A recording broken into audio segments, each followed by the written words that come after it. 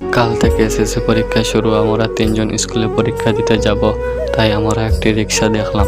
রিক্সার ড্রাইভার আমাদের গ্রামের। তার সাথে আমাদের ভাড়ার লেনদেন সম্পূর্ণ করেছি। তারপর তাকে বললাম, কাল সকাল 8:30 তুমি মসজিদের পাশে থাকবে। আমরা তিনজন 8:30 এখানে আসবো।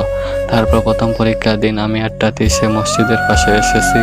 তারা দুইজন আমার বন্ধু রাহুল ও রাতুল, তারা 8:30 আগে এসে পড়েছে। ড্রাইভারও এসে পড়েছে। আজ ইংলিশ ফার্স্ট পেপার পরীক্ষা। গাড়ি স্টার্ট দেওয়া হলো। রাতুল ড্রাইভারের পাশে বসেছে, আমি ও রাহুল পেছনে বসেছি।